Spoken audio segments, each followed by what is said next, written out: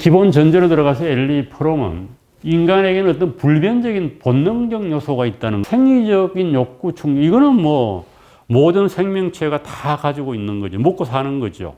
식물도 이걸 해야 되고 동물도 해야 되고 인간도 해야 되고 해서 이거의 기본적인 그 틀은 자기를 유지하고 종족을 보존하는 거예요. 이건 모든 생명체가 다 하는 겁니다. 시키지 않아도 해야 돼요. 그 다음에 이제 고립과 정신적 고독을 피해야 돼. 이건 인간의 정신을 가지고 있으니까 그런 거죠. 이거 피해야 되죠. 고립되고 정신적 고독을 느끼면은 황폐해지고 인간이 인간다우지 않는다는 겁니다. 그래서 지방에 처박혀 있는 아이는 문제지만은 맨날 쌈박질하고 돌아다니는 그런 아이는 문제가 아니라는 거예요. 친구가 많으니까. 그 다음에 소속감과 유대감이 필요하다. 그리고 이제 특유한 생산과 분배 체계 적용해. 이거 이제 인간이 할 수밖에 없는 거죠. 인간이 태어나게 되면 이미 그 사회는 어떤 정치 체제, 경제 체제가 존재하는 거예요. 현대로 보게 되면 우리나라 같은 경우는 자유시장하고 민주주의가 되고 북한 같으면은 전체주의 독재 체제가 되겠죠. 또 뭐 한 500년 전이면은 봉건 체제가 되겠죠. 그래서 어디든지 간에 거기에 적응하고 살아야 되는 거예요. 물론 그 체제에 나는 적응을 못 하겠다 하면 이제 혁명을 일으키거나 반동을 하거나 뭐 역적이 될 수도 있겠죠. 그런데 일단은 그 체계에 적응을 해야 되는 겁니다. 살아남으려면은. 그래서 이런 것들 사실 어려운 거죠. 왜 그런가 하면은 생산과 분배 체제는 지가 선택한 게 아니잖아요. 그래서 내가 선택할 수 없는 어떤 것이 존재하고 거기에 적응을 해야 되는 이런 관계가 됩니다. 그래서 이제 엘리 프롬은 프로이드의 영향을 많이 받았다고 그랬죠. 그리고 마르크스의 영향도 받았다고 그랬어요. 그래서 사회적 성격이라는 독특한 하나의 개념을 만들어냈습니다. 프로이드는 인간의 성격이라고 하는 것은 의식과 무의식이라고 나눠가지고 어떤 사회성이 없는 거로 본 거 아니겠어요? 뭐 이드, 리비드, 뭐 에고, 수페고 이런 개념들은 그냥 인간에 있는 고유한 개념이지 그 역사적 개념은 아니에요. 모든 인간이 다 그런 걸 가지고 태어난다는 거 아니겠습니까? 뭐 성적 욕망이니 뭐 이게 무의식적으로. 그런데 이제 엘리 프롬은 이 사회적 성격이라고 하는 것은 어떤 인간의 타고난 품성 플러스 사회의 영향을 받는 겁니다. 이코노믹 베이시스라고 경제적 어떤 토대와 그 당시에 어떻게 보면 주류적인 이념 같은 거 영향을 받는 거예요. 뭐 실제로 그런 거죠. 우리의 성품이라고 하는 게 타고난 것 플러스 그 사회적인 어떤 요인들의 영향을 받는 거죠. 후천적으로. 그래서 이런 인간의 독특한 성격이 있는데 여기서 사회라는 말은 동일한 사회에서 사는 사람들은 동일한 성격을 가지고 있다는 거예요. 그러니까 이제 중세가 끝나고 근대사회에 사는 사람들은 대부분 다 유사한 성격을 가지고 있는 게 그게 근대인의 사회적 성격이라고 하는 거죠. 불안하고 애롭고 고독하고 이게 사회적 성격이고 그걸 견디지 못하고 도망가려고 하는 건 또 사회적 성격이라는 거예요. 그래서 인간을 설명하기 위해서 엘리 프롬은 이 사회적 성격이라는 개념을 도입을 했고 자이로보이 도피의 부록에서 이 개념을 설명하고 있습니다. 마지막 부록에서 대단히 중요한 개념이에요. 이 당시만 하더라도 크게 이제 부각이 안 된 개념인데 그 뒤로 이 개념이 대단히 중요하게 나옵니다. 그리고 사회적 성격에 대한 설명, 인간의 어떤 타고난 그 내재적인 것하고 사회하고 이렇게 함께 만나서 만들어지는 인간의 성격, 그걸 사회적 성격이라고 한다. 대단히 이제 엘리 프롬적인 그런 개념입니다.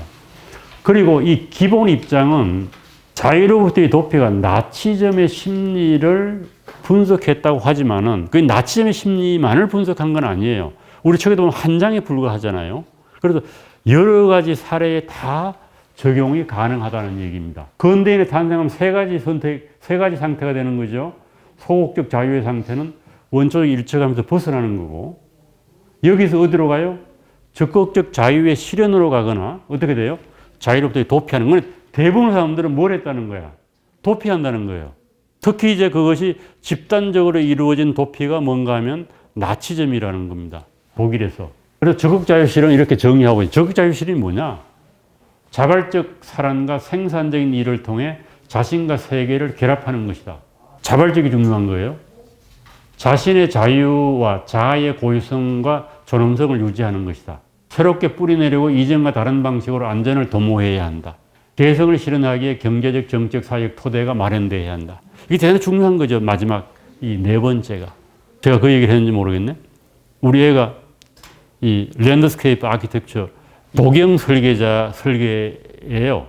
조경을 설계하잖아요. 그러니까 그것도 이제 일종의 예술 아니겠어요? 설계는 디자인이니까. 그래서 뭐 꿈이 많겠죠. 아, 멋있게 뭘 조경을 해보겠다고. 그랬더니 사장이 하는 말이 네가 하고 싶은 건 네 돈으로 해라.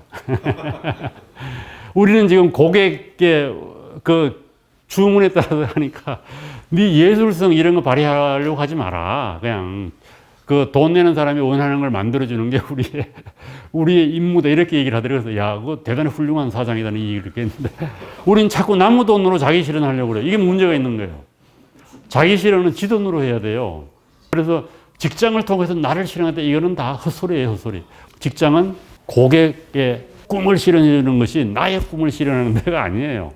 이거 젊은 사람들 알아. 이러면 이제 이런 얘기하면은 뭐라고 그래요? 꼰대 같은 소리라고 그러는데 이건 대단히 중요한 소리입니다. 그래서 자유로운 도피의 메커니즘이 세 가지가 있다. 이게 이제 몇 장이죠. 나오죠. 이게 대단히 중요한 장이에요. 이게 이제 주조예요. 이게 엘리 프롬에 어떻게 보면 대단히 참신한 거라도 볼 수 있는데 첫 번째가 권위주의다.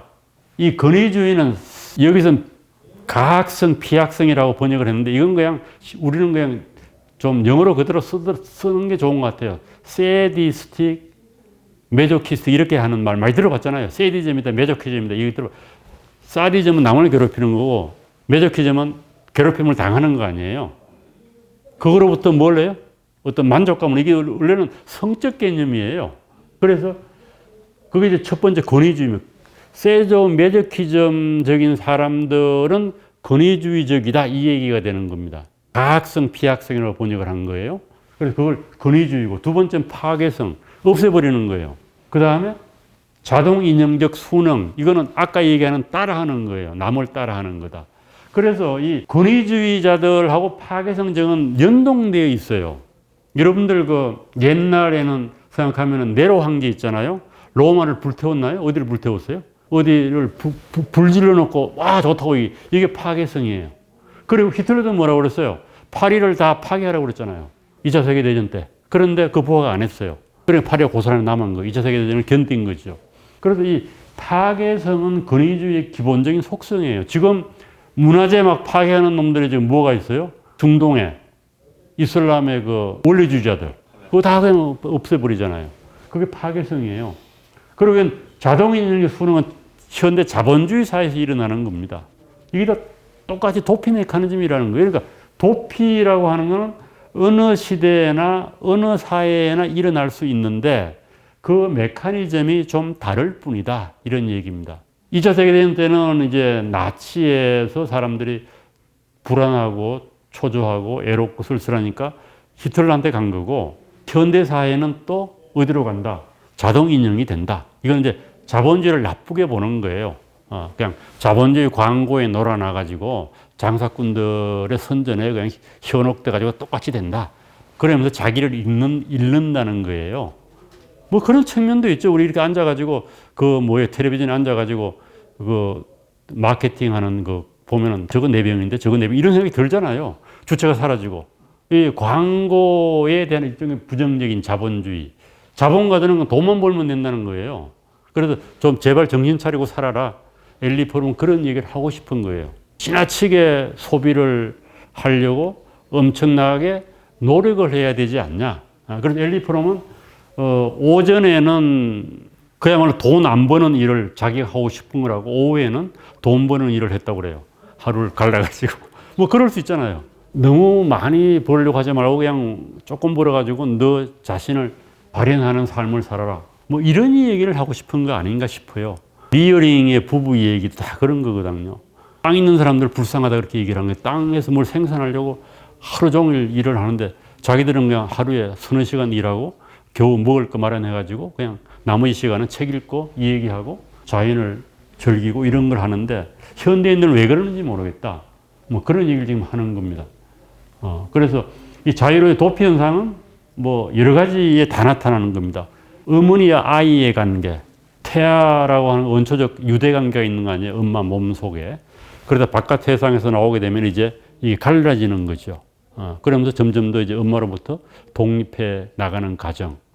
그래서 독립이 제대로 안 되면은 그야말로 마마보이가 되거나 마마걸이 되는 거죠. 이 자유로 도피하는 겁니다. 그리고 또 부모도 계속 또 상호 의존하잖아요. 그러니까 권위주의적 성격은 상호 의존성이 들어가는 거예요. 그래서 그런 설명도 하고 종교 개혁도 똑같은 거예요.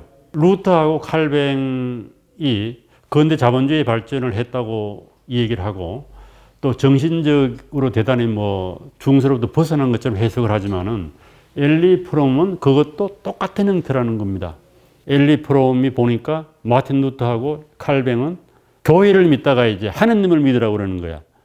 교회의 권위가 없어요. 캐톨릭 교회의 권위를 안 해. 그래, 그것도 예전에 뭔가 하면 권위주의적 관계라는 겁니다. 그래서 그 당시에 루터가 종교개혁에 성공을 하고 칼뱅이 종교개혁에 성공을 하는 이유는 그렇게 불안한 사람들을 끌어모았다는 겁니다.